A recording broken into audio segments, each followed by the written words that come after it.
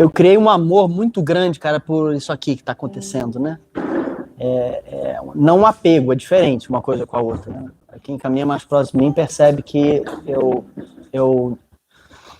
o Senhor me deu essa graça, assim, de não ser muito apegado a algumas coisas, mas o Senhor me deu amor, assim, para isso aqui tudo. E, cara, a gente vê isso aqui, assim, essa simplicidade disso aqui, né? E a oportunidade que é um ambiente como esse aqui, né? Que o Senhor promove, que o Senhor... Uma agenda de Deus, né? Eu vou meio que repregar aqui um pouco a palavra da Willa, né? Graças a Deus, né? Ainda bem que eu não sabia o que ela ia falar. Essa parte é melhor, porque daí né? Senão a gente tentaria fazer uma coisa tipo, né? De forma mais pensada, assim, né? Não há nada contra coisas pensadas, né? Mas às vezes também é bom, assim, essa sensação às vezes do acaso, assim. A gente ainda dentro do nosso processo aí de amadurecimento, o acaso vai encontrando muito espaço em nós mesmos, né? Eu vou chamar... As crianças já chamou ali, amor? Já? Muito bom. Eu vi o Azaf, daí depois que eu lembrei das crianças, né? Mas eu acredito no seguinte, meus irmãos, que a igreja, presta bem atenção aqui, a igreja, né, ela é um ambiente seguro para você errar, se frustrar, se machucar, se ferir e até ferir. Com um propósito, sabe? Porque isso vai acontecer na sua vida. Querendo ou não querendo, gostando ou não gostando. Você se munindo de todas as artimanhas, todos os artifícios, os artifícios ao seu redor para que isso não aconteça na sua vida, ainda assim isso vai acontecer. E eu descobri, cara, que a igreja é um plano muito bem pensado para que a gente possa aprender a ser frustrado. Porque daí, na hora que a gente é frustrado de verdade, a gente começa a relaxar e começa a aprender, cara, a conhecer a vontade. E entender que a vontade de Deus é sempre maior do que a nossa, sempre melhor do que a nossa. Os planos dele são maiores, melhores, são superiores. Nós não conseguimos imaginar, ouvir, nem pensar por si só, tá entendendo? Aquilo que por si só Deus imaginou para aqueles que o amam. E foram chamados segundo o seu propósito, ou seja, a especificidade do propósito dele, cumprindo um propósito só maior, a partir da vida de cada um, né? E a igreja é esse lugar. Essa reunião é esse lugar. Ela é o berço para isso, para que possa acontecer isso na sua vida. E que aí, nesse lugar, você possa começar a parar de engatinhar e de lutar com coisas que às vezes a gente passa uma vida inteira lutando e a gente possa ser reorientado. Eu compartilhei um vídeo no meu Instagram, não sei se quem viu, a Mônica viu, né? Mas eu não sei se outras pessoas viram, mas se você não viu, depois vai lá, entra no meu Instagram e vê. Não vai entrar agora, não. Mas eu vou contar mais ou menos como é que é o vídeo.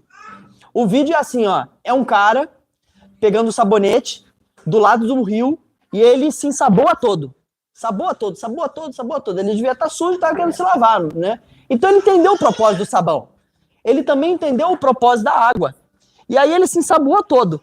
Saboou inteiro, assim, e se saboou tanto, tá entendendo? Ele estava tão animado com o que ele tinha entendido do propósito, do sabão, da água, juntando com a necessidade dele estar sujo e querer ser lavado, cara, que ele saboou tudo até os olhos dele. De maneira com que, tendo sido todo ensaboado, ele perdeu a referência de onde estava o rio de Deus. E aí ele, depois que se ensaboou todo, ele dá um pulo para dentro do rio. Só que, como ele estava agora com seus olhos cegos, ele pulou para o lado contrário, bem no meio da terra. Deve ter se machucado, né? Deve ter doído mesmo. Essa é a diferença de propósito e sentido. Sabe, gente, muitas vezes a gente está até conseguindo compreender o propósito das coisas, o propósito da igreja, o propósito da vida, o propósito do trabalho, o propósito das relações, o propósito do que nós fazemos, o propósito do dinheiro, o propósito, cara, do perdão, o propósito, a gente vai se tornando até, principalmente na era da informação, do GPT, assim, cara, que te explica tudo com assertividade. Se você treinar uma IA mesmo com a teologia que você acredita, gosta, pô, a minha IA ali, ela só responde coisa que eu gosto, cara. ela quase não tá ferindo mais a teologia, cara. No início era um inferno. Agora ela tá mandando ver, ela tá assim, ó, se eu botar ela para pregar, ela vai pregar assim, ó, bem demais. Só que a vida não é só sobre entender na perspectiva da informação a respeito de qual é o propósito, por exemplo, do remo, qual é o propósito do violão, ou qual é o propósito do meu trabalho. A vida, ela precisa conectar o propósito com o sentido. Porque muitas vezes a gente está compreendendo o propósito, mas porque não está orientado no sentido correto, nós não o conhecemos na nossa própria pele. Porque ele entendeu que o sabão limpa, ele entendeu que ele estava sujo, ele entendeu que a água enxágua, mas porque ele estava desorientado, ele pulou e pulou com toda força, toda fé, todo poder na direção errada. E aí, em vez de experimentar na própria pele o propósito encarnado, ele experimentou foi dor. E aí, cara, muita gente até está fazendo a teologia certa das coisas. Mas porque não está conectado com o sentido do que deveria estar fazendo, e quando eu digo sentido, é assim, direção, tempo e modo. Quando toma ação, por mais que seja com muito fervor, com muita força, toma na direção errada. E aí, se esborracha. E como está cego, ainda coloca a culpa que talvez seja do rio. Coloca a culpa no cenário ao redor, nas pessoas. Foi aquela relação, foi aquela pessoa, foi aquele sistema, foi aquele pastor, foi aquele trabalho, foi aquela irmã, foi aquele amigo. Ele foi o problema dessa coisa toda. Tá cego, não vê. Logo por isso, diga assim, propósito e sentido. A gente precisa, sem dúvida, estudar, compreender, fazer perguntas inteligentes, fé, crer também é estar. Mas a gente não precisa só de respostas inteligentes na nossa própria língua. Nós precisamos de orientação. E aí, orientação, irmão, você precisa ter junto com os irmãos, nas relações.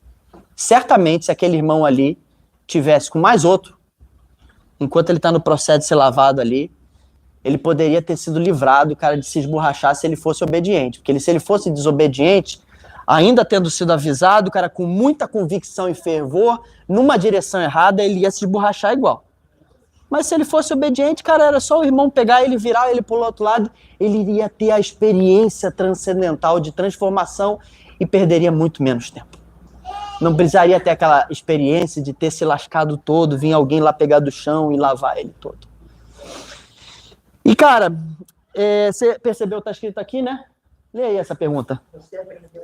Lê aí todo mundo, vai lá. Você aprendeu a amar? É uma pergunta muito interessante. A gente está começando essa nova série nossa, e nós vamos passar agora as próximas semanas mergulhando nisso mesmo. Né? Nós vamos meditar na carta de 1 Coríntios, e 1 Coríntios 13 especificamente, e Gálatas 5.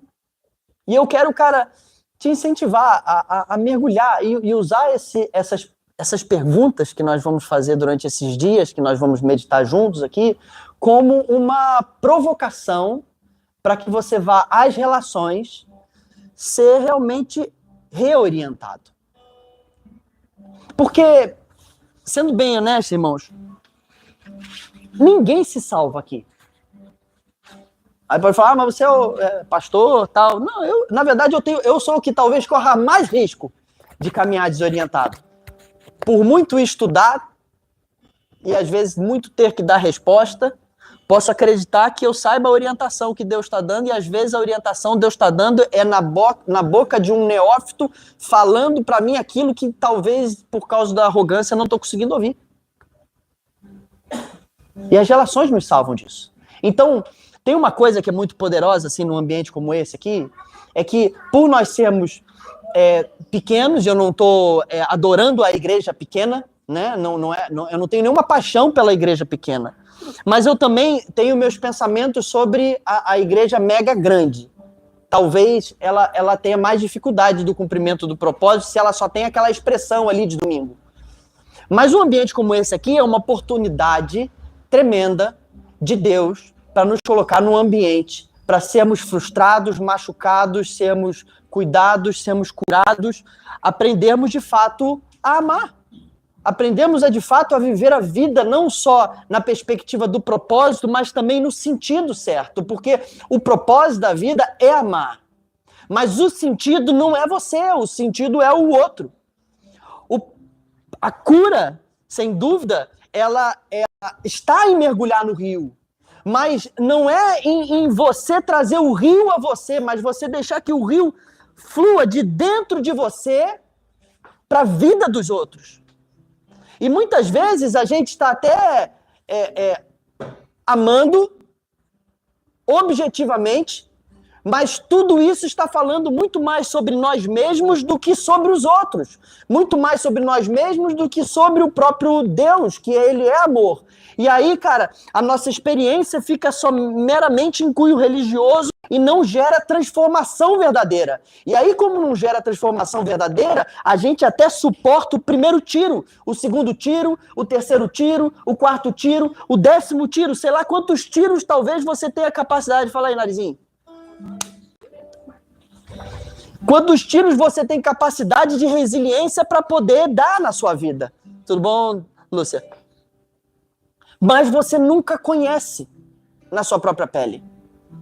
Porque a gente tem até energia para dar o tiro da vida numa direção no qual a gente acredite que ela é certa. Só que cada tiro você precisa entender que a vida, ela talvez, ela é graciosa, sem dúvida nenhuma, mas talvez ela seja mais desafiador até do que um chat GPT ou do que essas outras ferramentas de IA que te dão crédito. Porque não dá para renovar os créditos da vida. E você também não sabe muito bem quantos créditos você tem de vida. Porque alguns podem simplesmente empacotar aos 20, outros aos 70, ou outro aos 108. Ou 106, como a minha tia-avó faleceu.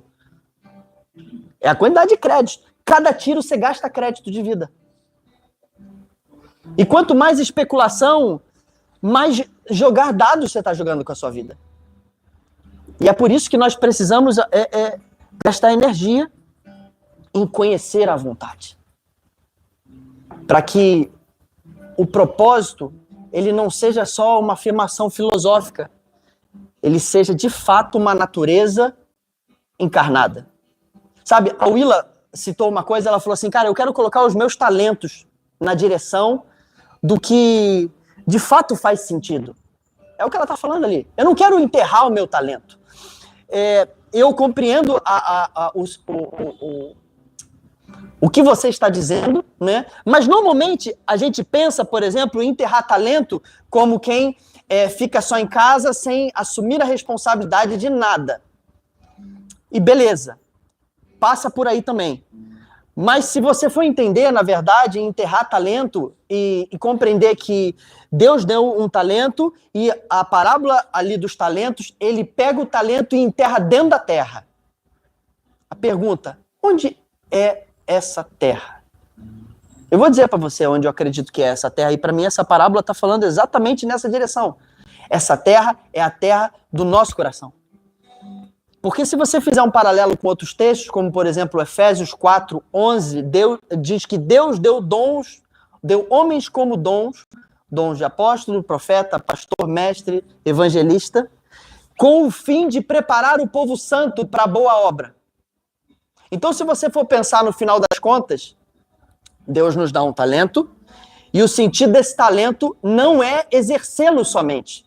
Quando nós exercemos o que nós estamos fazendo, é enterrar o talento dentro de nós. Porque ele não jogou fora o talento. A crise ali não era jogar fora o talento. A crise, na verdade, era alguém tão zeloso por achar que Deus é alguém muito justo, colhe onde não plantou, que é o que ele diz, que no final das contas, ele decide pegar esse talento e enterrar. Por que ele estava enterrando? Por causa de medo. E os outros, por compreender a natureza do próprio Deus, do próprio Senhor, que havia dado o talento para eles, ao invés de enterrar, foram para fora e fizeram um negócio de maneira com que os seus talentos foram multiplicados. Logo, o sentido de alguém, por exemplo, que sabe fazer alguma coisa, ou que é alguma coisa, por exemplo, como no exemplo ali, o profeta. O que o profeta faz? Profetiza. Ele fala aquilo que é inspirado a respeito da eternidade. Então, o sentido de um profeta, ao não enterrar o seu talento, não é profetizar.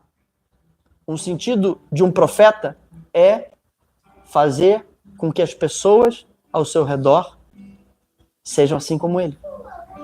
Aí ele está cumprindo o propósito dele. E a gente pega assim, ó, muitas vezes só em cunho religioso, gente. No final das contas, o maior talento que você tem é quem você é, no completo. Não está falando de habilidade, gente. Não está falando de habilidade de execução de algum projeto. Está falando de dar forma a uma pessoa, a uma família. Logo, no final das contas, multiplicar o seu talento, não enterrar o seu talento, é você não guardar quem você é dentro de você e visceralmente se entrelaçar junto com a vida de todos aqueles que estão ao seu redor de forma santa, de maneira com que eles não sejam mais iguais. E quem você é seja escrito dentro daquelas pessoas. Eu não sei se está fazendo algum sentido para vocês. Porque a gente ficou nessa crise executiva, gente, como se Deus ele tivesse preocupado com a realização de um projeto. Por causa da nossa escravidão, a gente acredita que no dia que fizer, nós vamos ser alguma coisa. No dia que você se formar, você vai ser alguma coisa. No dia que você concluir aquilo que era o sonho do seu coração, você vai ser alguma coisa. No dia que você fizer, no dia que você for, no dia que você tiver, aí você será alguma coisa. E isso é a nossa mentalidade de escravo que faz a gente pensar assim, Deus é Deus e Ele pode todas as coisas. Nós não estávamos antes para dar conselho para Ele e também não sabemos nem se vamos estar depois mesmo, tá ligado? Além de esperança. Deus não está numa crise de poder. Deus está comprometido em ser conhecido na sua natureza de amor, gente. Deus é amor. E Ele quer ser conhecido nesse amor. Eu não acho que Deus está com problema da gente realizar projetos. Eu não tenho nada contra, por exemplo, a essa escola aqui bombar, essa igreja na perspectiva ministerial ser conhecida, a sua empresa lá que você está formando, o seu trabalho, as coisas que você está gerando acontecerem. Só que se você não entender o sentido, o propósito nunca vai ser conhecido. E o propósito dessa vida é aprender a amar. E enquanto você ficar se tornando especialista dentro da informação, sem ter clareza a respeito do sentido, você vai continuar gastando a vida numa direção contrária do que Deus está fazendo. E Deus não está preocupado em realizar um projeto. Ele está ocupado em formar uma família, de maneira com que o projeto só nasce em mais de um coração, para que esses irmãos sentem na mesma mesa, olhem nos olhos e ao invés de verem só ferramentas, uma escada para poder alcançar o que ele queria fazer, encontra um irmão de eternidade.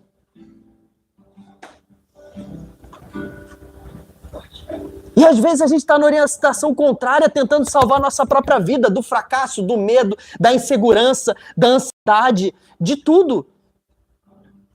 Por quê? Porque nós estamos desorientados. A gente acredita que a gente está indo para o céu, enquanto, cara, nós viemos do céu para essa terra, cara, para poder invadir o inferno da vida das pessoas e ser a expressão assim na terra como é no céu. E depois de ter concluído tudo isso, o céu e terra se tornam uma só coisa. Sem desdobrar todos os pontos escatológicos do que poderia ser nesse meio tempo. A gente só quer ir para o céu porque a gente está querendo se salvar, gente. Só que, cara, quem não veio da consciência de que veio do céu, não vai conseguir sentar numa mesa de negócio, numa relação de família, uma relação entre a sua esposa, a relação com o seu filho, sem ficar tentando livrar a sua própria pele.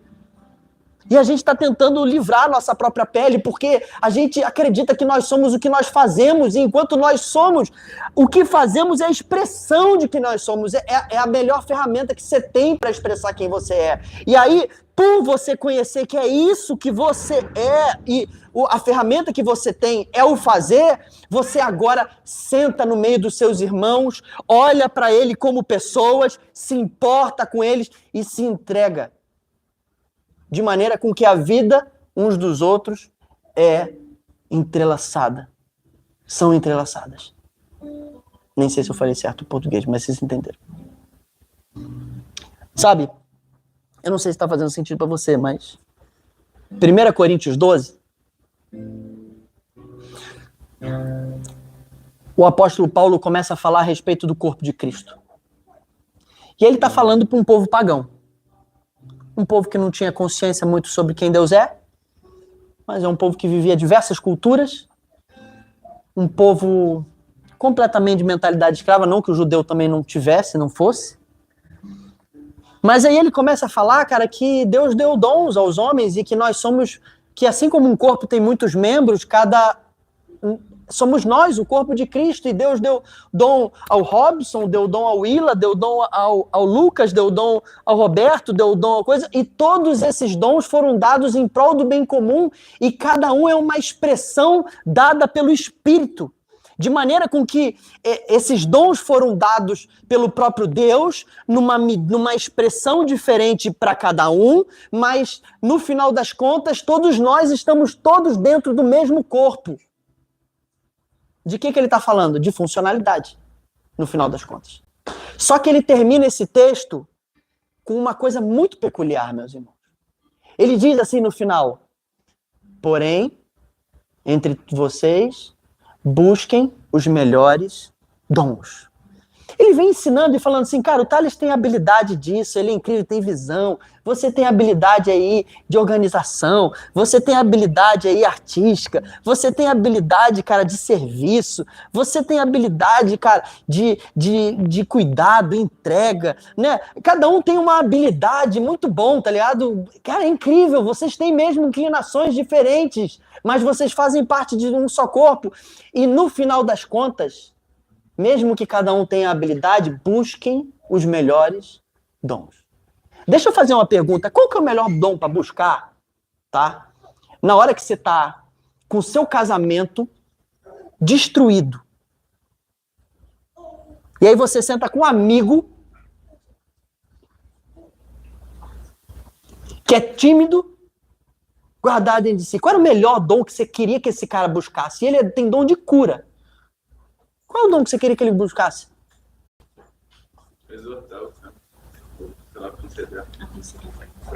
Você está chegando em casa, aí seu filho pegou e engoliu um balão, gente.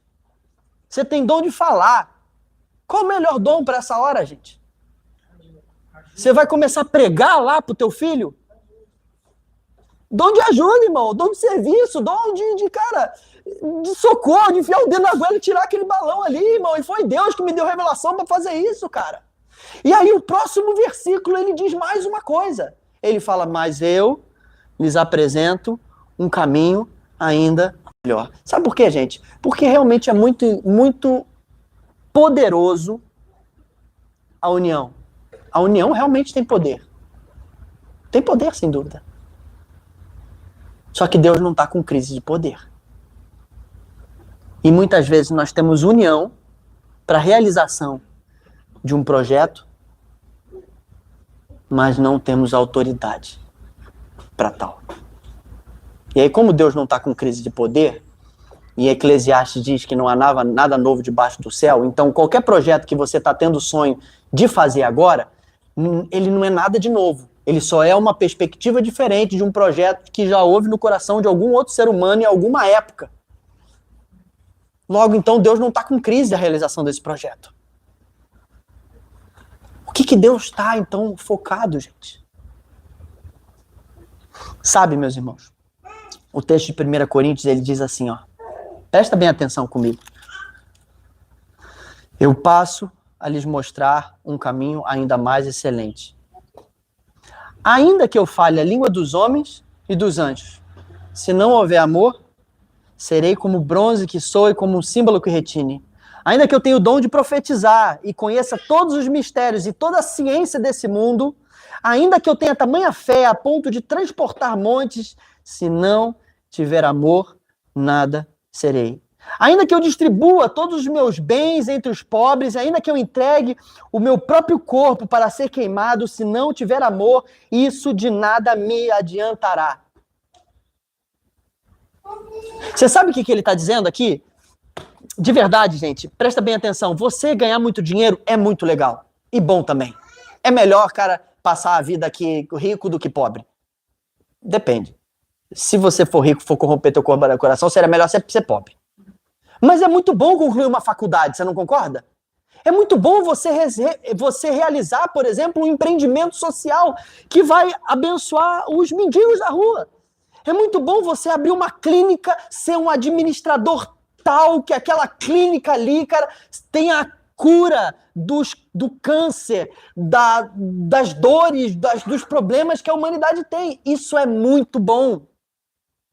É muito bom, cara, você administrar o seu dinheiro, é muito bom você ser um servo, é muito bom você ser um profeta, é muito bom você falar bem aos homens e falar bem até aos anjos, é muito bom você conhecer os mistérios espirituais e conhecer a ciência desse mundo, você entender de física, entender de sistema, entender de como as coisas funcionam. É muito bom você realizar e ser digno do seu sustento como fruto do seu trabalho. Mas eu vou dizer uma coisa para você. Se você não tiver amor, de nada adianta. Você sabe por quê, gente? Porque aquilo que nós fazemos, as nossas habilidades, nossos dons, eles são a nossa capacidade de realização. Ou seja, a gente pode se juntar aqui e fazer aqui assim, ó, uma pesquisa de várias habilidades, de rede de contatos, de agenda e falar assim, ó, vamos realizar um projeto e com a nossa união nós conseguimos realizar isso. Só que se nós não tivermos autoridade para realizar isso, de nada adianta, gente. Porque pensa aqui comigo. Há uma diferença muito grande entre autoridade e poder. Tá fazendo sentido para vocês? Há uma diferença muito grande. Eu vou dar um exemplo para você. Por exemplo, um pai que trabalha todos os dias. Ele é um cara diligente. Não é um cara, por exemplo, assim... eu não estou nem colocando aqui dentro do cheque o que vem para trás de quem acordou para a responsabilidade de cumprir o papel dentro de um corpo. Eu estou falando... Entendeu o sentido, o propósito? Vou fazer o meu papel, vamos realizar, vamos agora fazer isso aqui acontecer, vamos se juntar para pintar, vamos alcançar o bairro de Botafogo. É isso que a gente vai fazer. Agora pensa, um pai que trabalha todos os dias, é um cara responsável mesmo com o trabalho dele. É um cara responsável, não deixa a conta faltar, faz tudo certinho, paga tudo certinho, escola boa para o seu filho, orienta para a escola, para o próximo, dá liberdade até para ele escolher a faculdade que ele ele quiser, e banca todas as coisas e dá o presente que o filho quer, até precisa,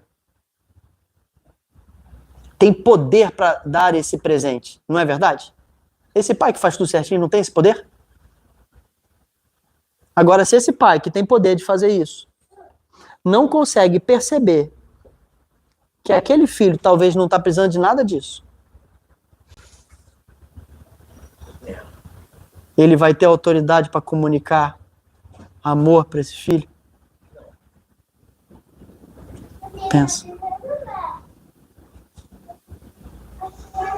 Às vezes, nós estamos promovendo coisas para as pessoas a partir da nossa capacidade, mas por causa da nossa falta de sensibilidade, nós não estamos conseguindo comunicar para elas a natureza do próprio Deus, que é amor, que é Pai. Então, por exemplo, esse testemunho é o meu. Eu era exatamente esse pai aí que eu tô falando. E o meu filho estudava numa melhor escola de Joinville. O meu filho tinha tudo o que ele queria nos últimos 10 anos. Ele vivia tudo que precisava. Estava no melhor ambiente que precisava estar. Mas ele não sabia que era amado. Nós viemos para o Rio de Janeiro, a vida escangalhou. Ele foi para a pior escola que poderia estar. Perdeu até a capacidade de ter tudo o que queria quando o pai estava lá em Joinville. Só que esse menino conheceu o amor.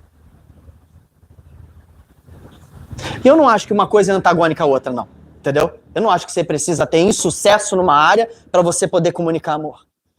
Só que se não tiver amor, gente, de nada adianta, cara. Se você não parar para estar sensível e assumir a responsabilidade e perceber o que as pessoas ao seu redor, de fato, estão necessitando para que o amor seja comunicado a elas, de nada adianta tudo que você tem para oferecer e toda a capacidade que nós temos de realizar. É vazio. Sabe, tem um profeta que se chama Bob Jones. Vocês estão comigo? Faz sentido para vocês o que eu estou falando? Tem um profeta que se chama Bob Jones e ele teve uma experiência de morte. Ele é um senhor que foi muito bem sucedido ministerialmente e ele nessa experiência de morte mesmo, ele morreu mesmo, assim, tipo aqueles processos de morte e tal, e teve visão de pós-morte e tal. E ele, nessa visão, tendo morrido, ele foi pro céu, dentro do que ele conta na história dele. Eu já contei mais ou menos aqui para vocês alguma vez isso. E ele foi pro céu. E aí, estando lá no céu, ele chega lá e havia 2 filas. Dentro dessa fila, havia uma fila com 98% das pessoas do mundo. E outra fila, somente 2% das pessoas. Na fila de 98%, essas pessoas, elas estavam indo, teoricamente, para o inferno. Só que elas não estavam indo para o inferno como alguém que dizia para elas, você viveu isso no mundo? Então agora você vai para o inferno. Você está sentenciado ao inferno. Não. Eles estavam sendo concedidos a eles aquilo que eles mais correram atrás a vida inteira deles. Então alguns correram atrás a vida toda por segurança. E eles estavam sendo presenteados a viver agora eternamente ao Deus segurança, no qual eles decidiram gastar a vida toda correndo atrás. Eles iam se encontrar com o Deus deles. Outros, dinheiro. E aí estavam sendo concedidos a sentença de viver para sempre com a expressão plena do Deus que eles adoraram a vida toda aqui. Uma relação, às vezes uma droga. O pior das sentenças, o nosso próprio umbigo. Eu, comigo mesmo, para sempre, sem mais ninguém. De maneira com que se ele só se importa consigo mesmo, e o seu Deus é o seu umbigo, com quem que ele vai ficar pro resto da eternidade? Não vai dividir mais nada com ninguém.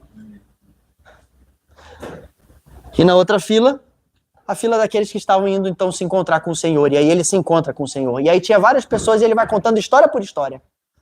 E aí, as pessoas que vão chegando ali, ele vai percebendo que, em vez do Senhor perguntar para eles o que eles realizaram nessa terra, o Senhor faz só uma pergunta para eles. Você aprendeu a amar? Aí a pessoa fala assim, aconteceu isso, aprendi a amar. Aí vinham e entravam dentro do Senhor, numa porta que abria dentro do Senhor. Você aprendeu a amar? Você aprendeu a amar? E aí chegou na vez dele. E, cara, o testemunho dele é tremendo, cara. Porque ele começa a escrever dentro dele e fala assim, cara, eu vou chegar diante de Deus. Eu estou na fila certa. Fui fiel a vida toda. E foi incrível isso, cara. E acabou o sofrimento, acabou a dor. E eu vou entrar e o Senhor vai me perguntar, eu aprendi a amar? E eu vou dizer, eu aprendi de fato a amar. E eu vou entrar no Senhor. E aí na hora que ele chega na frente do Senhor, em vez do Senhor perguntar para ele ali se ele aprendeu a amar, ele fala assim, foi Satanás que tomou sua vida. E eu queria que você olhasse para aquela fila ali. E você é acometido de um problema, que é covardia. E eu quero te convidar a voltar para lá. Porque se você não cumprir o que você foi enviado a viver, essa vai ser a realidade de todas essas pessoas que ainda não chegaram lá. E aí ele fala, mas Senhor, eu não quero ir. Eu não quero voltar. Aí ele falou, mas se você não voltar, eu vou aceitar você. Porque você foi fiel. Mas toda essa galera vai ser sentenciada a ficar onde elas estão. E aí ele diz que ele recobra o pensamento e decide voltar. Fica uma análise dentro ali. Talvez o Senhor estava fazendo uma pegadinha com ele. Porque se ele, ao olhar para aquela fila, tendo a responsabilidade do processo dele, talvez almejasse de tudo, só estar lá, é possível que talvez ele não tivesse aprendido a amar. Porque ele estaria tentando se salvar. Mas como ele respondeu, eu quero voltar. E aí ele fala assim, eu vou até o inferno, nem que seja para que um desses não vão para lá. E ele volta para cá. Eu queria fazer uma pergunta para você. Você de fato aprendeu a amar? Será que você tem vivido a sua vida orientado a sua agenda? Tem vindo aqui para um encontro como esse? Tem aproveitado o grupo que nós temos no WhatsApp? As meditações que nós fazemos semanalmente? Os projetos que a gente vai desenvolvendo? O seu trabalho? As relações que estão ao seu redor? Para de fato aprender a amar? Eu não estou perguntando se você está sendo bem sucedido na realização dos seus projetos e dos seus intentos. Porque você pode estar, como pode não estar. E o pior de não estar é que no tiro de tentar estar, há uma anestesia de acreditar que no fim, quando você chegar, você então vai estar preenchido completo. Mas se estiver, você já chegou. E vai saber que só tendo realizado, ainda assim vai estar vazio. Porque o sentido da vida não é realizar projetos. Eu acho que Deus não tem problema também se realize. O sentido da vida, o propósito e sentido da vida é conhecer e revelar o seu amor. E cara, isso é tão poderoso, gente, para eu poder finalizar, que você pode ter o sucesso que você quiser alcançar nessa terra, se não for por amor, se você não conhecer e revelar o amor para as pessoas que passam durante o seu caminho, de maneira com que elas conheçam visceralmente isso. De nada adiantou tudo que você fez. E aí é tão poderoso isso que o apóstolo Paulo percebe que eles iam ficar tão confusos com essa afirmação que ele fala, que ele decide explicar para as pessoas o que era amor. E eu vou ler aqui e vou falar assim de forma breve sobre isso. Olha o que ele diz aqui. O amor é paciente e bondoso. E ele diz assim, ó, presta atenção, duas coisas, diga assim, 2 atributos do amor. Diga assim, paciência e bondade. Aí, 8 aspectos que o amor certamente não é. Ele gasta ali falando dois atributos do que o amor é. Ele diz 8 aspectos que o amor não é. E daí depois ele fala 4 fundamentos que o amor tem. E uma perspectiva eterna do que ele é. O amor é paciente e bondoso.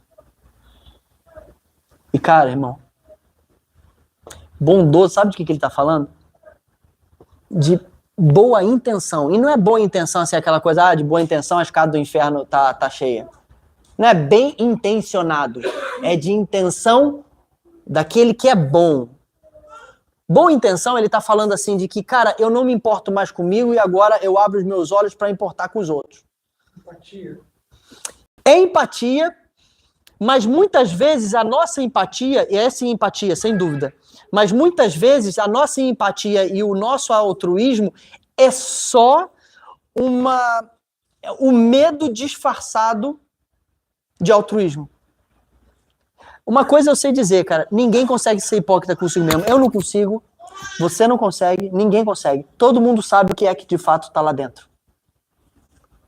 O propósito e o sentido pelo qual nós estamos fazendo alguma coisa. E às vezes você pode ter empatia por alguém, mas a única coisa que você queria, na verdade, é ser reconhecido pela sua empatia. Ser aceito, por exemplo. Entende? Realmente é a empatia. Mas por que você é empático? O que está movendo dentro de você? Bondade, benignidade, ele fala de coração simples, limpo e puro. Paciência, por exemplo. Paciência, diga assim comigo, assim, eu vou falar e você faz depois, tá? Longanimidade. É verdade, é. Aí vamos lá comigo, faz bonitinho pra poder fingir assim que eu tô sendo legal, vai. Vai. Longanimidade. Paciência é longanimidade. O que é longo ânimo? É você se manter com o mesmo ânimo que você começou, mesmo diante das adversidades. Quer ver se você não tem paciência? Basta você perceber, se as pessoas não fazem assim como você quer, se as pessoas, por exemplo, não são gratas, se elas não entregam como você gostaria, se elas não reconhecem, se as coisas não funcionam como você gostaria, se você tem adversidade, se você tem sofrimento, se você tem dor, muda o seu ânimo. Naquilo que está mudando o ânimo, significa que você não tem longo ânimo. Se você desiste das pessoas, não tem longo ânimo. Se tem um dia que você tem força para levantar, outro dia você não tem, tá ligado? Se for ganhar mais dinheiro, você levanta com má vontade. Se aquela pessoa formar perrengue, você não vai para reunião. Se aquele lugar ali não vai ter reconhecimento, só vai ter lasqueira. Se muda o ânimo pelo qual você faz, não tem longo ânimo. Se não tem longo ânimo, não é amor. Aí ele vai dizendo assim, ó. O amor não arde em ciúmes. Ciúmes e zelo são duas coisas muito parecidas. E muitas vezes nós chamamos de zelo aquilo que é ciúme. Só que a diferença é que o zelo liberta. O zelo orienta. O ciúmes controla. O ciúmes aprisiona. O zelo é movido pelo amor, responsabilidade. Agora, o ciúmes, ele é movido pelo medo. Ele cerceia, ele aprisiona, ele não permite que as pessoas venham para fora. O ciúmes compete, o zelo completa. O zelo é complementar. O ciúmes, ele é devorador. O zelo é alimentador. O amor não arde em ciúmes. O amor não se ensoberbece. A soberba é a palavra no grego que fala sobre inflar-se. E tem uma frase de uma música que é muito legal, que diz assim, ó. Esqueci a frase. Gente, como é que pode? Pulou o trilho, ele foi embora aqui, assim. Tava a frase aqui, eu ia dar o play nela, tá ligado? Ela sumiu. Aquela do que fala ele é, como é que é? É tudo que Cristo, coisa, ele é, como é que é? O que Cristo oferece, ele é, cara. A soberba é especulatória. O cunho da soberba é especulação. E a realização do amor é expressão da identidade, cara. Muitas vezes, cara, nós estamos... Você já se pegou, por exemplo, numa relação, falando com alguém e tentando parecer algo que talvez você ainda não era, ou você gostaria muito de ser, como uma bolha inflada. Soberba. Agora, o amor só faz aquilo que tem consciência plena de que ele é. Isso é tão poderoso que o amor é simples, e na simplicidade vai sempre faltar. Logo, aquelas pessoas que nunca precisam de ninguém, fazem tudo sozinha, tudo sozinho, fazem tudo sem necessitar de nada, no final das contas não são simples.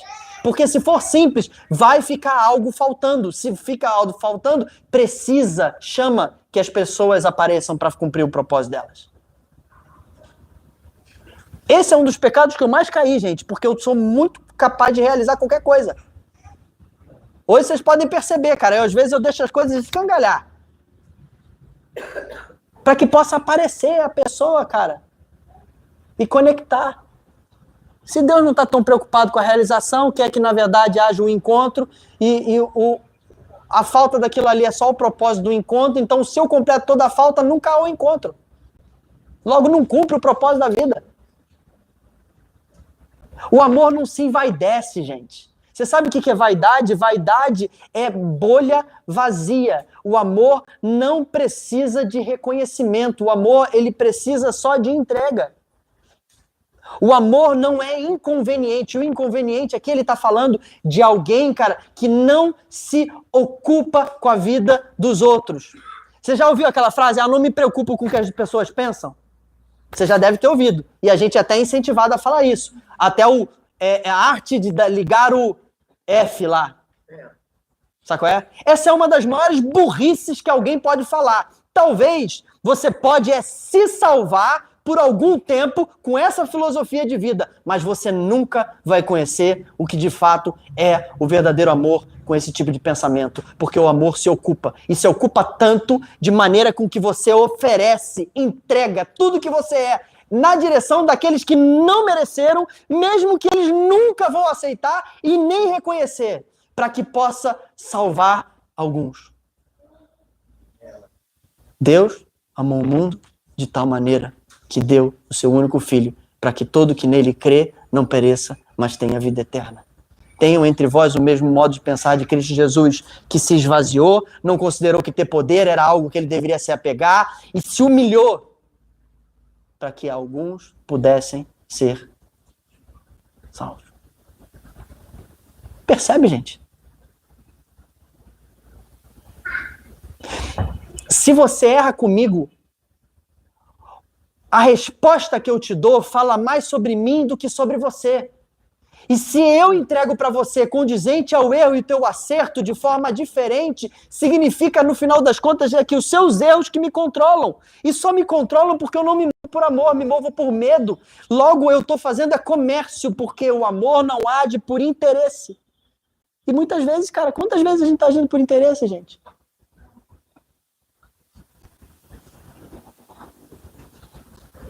Percebe, gente? O amor não se alegra com a injustiça. Antes disso, na verdade, o amor não contabiliza o pecado dos outros. Cara, isso aqui é poderoso demais. Você sabe o que significa isso, cara? Não significa que você tem que ser panos quentes. Tem gente que pensa assim, eu não contabilizo o pecado dos outros, né? Então tá bom, então eu passo panos quentes na cabeça de todo mundo. Eu sou uma avó. Não é disso que tá falando, não. Não contabiliza, ele tá falando sobre raiz de amargura. Sobre guardar dentro de você o erro dos outros. Não ficar lembrando nem para você, nem para o outro. Não contabilizar é você estar sempre disposto a trilhar o caminho de responsabilidade, de restauração da relação, porque o sentido é a relação. E essa pessoa pode ter feito a pior coisa do mundo. Eu sei que é terrível esse assunto, gente. Mas a verdade, meu irmão, é que se você quer aprender a amar mesmo, que você não quer chegar no final da vida e perceber que a tua vida não foi, até entendeu direito a teologia, mas não conheceu o sentido da coisa, a gente precisa parar e pensar de verdade. Porque tem tempo, cara, é agora. Você senta ali, a gente vai comer um bolinho ali depois, oportunidade de se amar, gente. Tudo isso aqui, ó, olha um pro outro aqui, ó. Olha de verdade aí uns pros outros. Olha aí pra pessoa ao teu redor.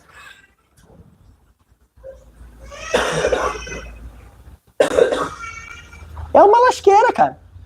Não é? É uma lasqueira, é um desafio de gigante, gente. Só que Deus está promovendo isso aqui pra gente poder aprender a amar de verdade, cara. Com leveza. Eu já fui ferro e fogo com a vida, cara. Só que ferro e fogo com a vida não salva ninguém. E quem se salva, no final das contas, exige direito de sentar na mesa. E a mesa nunca foi por direito. A mesa é totalmente pela graça de Deus. E se você exige direito, você pode até fazer muitas coisas em nome de Jesus. Mas no final ele vai dizer, eu nunca os conheci. Porque o amor tudo sofre, tudo crê, tudo espera, tudo suporta. O amor jamais acaba. O amor tudo sofre, irmão. Essas 5 coisas finais, elas cangalham com a nossa vida. E eu tenho meditado muito sobre esse tema. De verdade mesmo. Eu vou mandar depois lá no grupo um conjunto de perguntas. Eu até tô com o coração da gente fazer até um negócio meio quiz, assim, sabe? Para você responder ali e gerar para você, assim, uma reflexão sobre as suas respostas ali. Mas, cara, ninguém tá aqui, ó, para dar a resposta certa. Ninguém vai conhecer Deus por fazer tudo certo. A gente só vai conhecer o Senhor mesmo por estar na orientação certa. É isso que vai fazer a gente conhecer Deus. E na orientação certa, o pecado vai de glória em glória, ganhando cada vez menos espaço na nossa vida. Quer ver esse amor? Tudo sofre? Ou você abre mão das pessoas quando elas começam a te dar problema? Tudo crê? Você realmente continua devolvendo às pessoas que te feriram um lugar que ela possa trilhar para ganhar confiança? É óbvio, por exemplo, um abusador, pedófilo. A melhor coisa que você pode fazer com um pedófilo desse, como diz o Júnior, é manda ele pra cadeia e vai lá levar quentinha. Para que talvez a cadeia ofereça para ele tudo que ele precisava. Tudo que ele não precisa é que você dê para ele o lugar de confiança de sentar com a sua filha. Isso não é amá-lo. Amar é entregar para ele o que ele está precisando agora. Amar o meu filho é colocar ele de castigo, perder o celular dele. Não é para me livrar do problema. É para assumir a responsabilidade dele e trilhar o caminho dele do problema. O amor tudo crê, cara. Por quê? Porque eu creio que ele vai vencer isso. Ou a gente está desistindo das pessoas antes do fim, cara? Será que a gente esqueceu o que a gente era antes de Cristo? Que a gente não valia nada, não servia para nada? Sem Cristo nós não somos nada. O amor tudo sofre, tudo crê, tudo suporta. Não é tolera, não. Tolerar o pecado dos outros. É ser a parte firme enquanto os outros ainda não estão sendo. Você tem capacidade de manter a sua palavra mesmo quando os outros não cumprem? Permanecer voltando ao mesmo lugar que você disse. Ao mesmo encontro. As mesmas pessoas. A mesma família.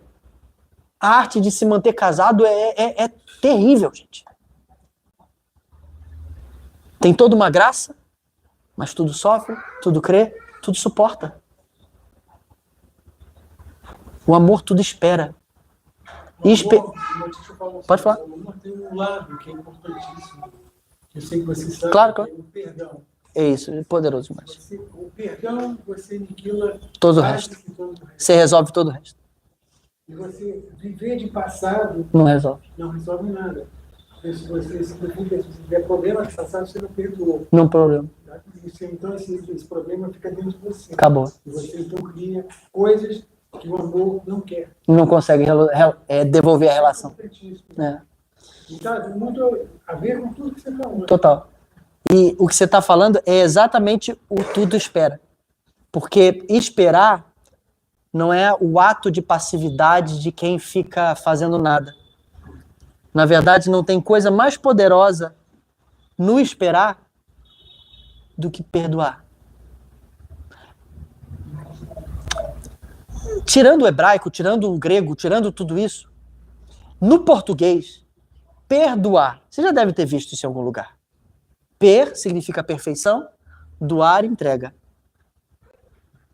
Não é a origem da palavra no hebraico, nem no grego. Mas só no português aqui. Perdoar. Sabe o que é perdoar? Entregar tudo. Sabe o que significa isso? É você entregar tudo a uma pessoa de maneira com que nada falte. Sabe para que, gente, você entrega tudo? Uma relação, cara. Eu vou errar como pai, você vai errar como irmão. E talvez você já tenha errado com alguém, e alguém já tenha errado com você. E você pode até pensar, mas talvez essa pessoa não errou tanto como eu errei, ou eu não errei tanto. Mas eu quero dizer uma coisa. Quem muito ama, muito foi perdoado. A consciência do tamanho do perdão que você recebeu determina o quanto você ama. Logo, quanto mais você consegue perceber o tamanho do perdão do Senhor para com as nossas vidas, vai ser a medida que você vai conseguir oferecer de perdão para alguém, para restauração de relação. Para que possa conhecer. Porque senão, gente, a gente está se ensaboando certo. Está entendendo o propósito da água, entendendo o propósito do sabão, e até reconhecendo que a gente está meio sujo. Mas na orientação errada, ninguém vai ficar limpo. O amor tudo sofre, tudo crê, tudo suporta, tudo espera. Sabe o que é tudo espera? Tem esperança na relação das pessoas. Esperança de verdade. Não é expectativa, não. O Thales vai mudar. Não. É continuamente esperando ele passar por aquela porta ali. Mas não como quem é passivo, não. Como quem procura continuamente. Até que o lugar à mesa seja completado por quem está faltando. Quem é que está faltando, gente? A gente tem pelo menos algumas cadeiras aqui que são só proféticas. Quem está faltando, cara? Quem são as pessoas que estão faltando? Quem que está faltando você entregar tudo de maneira com que a morte tenha operado em você para que opere nos outros a vida? Como meu pai falou, perdão. É não ficar jogando na cara e resgatando toda aquela carga emocional. Óbvio, você precisa resolver. Você precisa sentar e resolver. Não é passar a fingir que nada aconteceu, é resolver. Isso é oferecer tudo. Mas tendo resolvido, resolver para quê? Para que possa restaurar a relação, gente. E a gente venha conhecer o verdadeiro sentido da vida. O verdadeiro propósito da vida, tendo orientado no mesmo sentido. O amor, irmão, jamais acaba. Sabe o que significa? Que tudo aquilo que parou, quando começou, era medo, comércio. Não era amor. Não era amor. Quer ver ali pra mim?